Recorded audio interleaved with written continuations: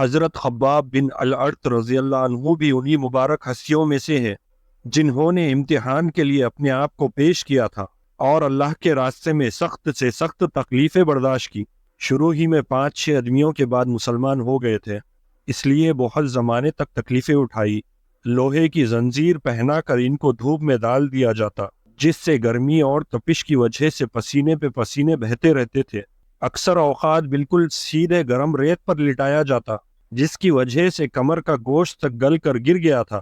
یہ ایک عورت کے غلام تھے، اس کو خبر پہنچی کہ یہ رسول اللہ صلی اللہ علیہ وسلم سے ملتے ہیں، تو اس کی سزا میں لوہے کو گرم کر کے ان کے سر کو اس سے ڈھانک دیتی تھی۔ حضرت عمر رضی اللہ عنہ نے ایک مرتبہ عرصے کے بعد اپنے زمانے خلافت میں حضرت خباب رضی اللہ عنہ سے ان تکلیف کی تصویر پوچھی جو ان کو پہنچائی گئی تھی۔ انہوں نے عرض کیا کہ میری کمر دیکھیں۔ حضرت عمر رضی اللہ عنہ نے کمر دیکھ کر فرمایا کہ ایسی کمر تو کسی کی دیکھی ہی نہیں۔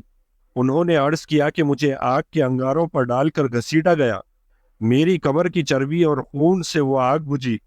ان حالات کے باوجود جب اسلام کو ترقی ہوئی اور مال کے آنے کے دروازے کھلے تو اس پر رویا کرتے تھے کہ خدا نہ خواستہ ہماری تکلیف کا بدلہ کہیں دنیا ہی میں تو نہیں مل گیا۔ حضرت خباب رضی اللہ عنہ کہتے ہیں کہ ایک مرتبہ حضور اقدس صلی اللہ علیہ وسلم نے خلاف عادت بہت لمبی نماز پڑھی۔ صحابہ رضی اللہ عنہ نے اس کے متعلق عرض کیا تو حضور صلی اللہ علیہ وسلم نے ارشاد فرمایا کہ یہ رحمت و ڈر کی نماز تھی۔ میں نے اللہ تعالیٰ سے 3 دعائیں کی تھی، 2 ان میں سے قبول ہوئی اور ایک کو انکار فرما دیا۔ میں نے یہ دعا کی میری ساری امت قحط سے ہلاک نہ ہو جائے، یہ قبول ہو گئی۔ دوسری یہ دعا کی کہ ان پر کوئی ایسا دشمن مسلط نہ ہو جو ان کو بالکل مٹا دے، یہ دعا بھی قبول ہو گئی۔ تیسری یہ دعا کی کہ ان میں آپس میں لڑائی جھگڑا نہ ہو، یہ دعا قبول نہ ہوئی۔ حضرت خباب رضی اللہ عنہ کا انتقال 37 ہجری میں ہوا اور کوفہ میں سب سے پہلے صحابی یہی دفن ہوئے۔ ان کے انتقال کے بعد حضرت علی رضی اللہ عنہ کا گزر ان کی خبر پر ہوا تو ارشاد فرمایا اللہ خباب رضی اللہ عنہ پر رحم فرمائے۔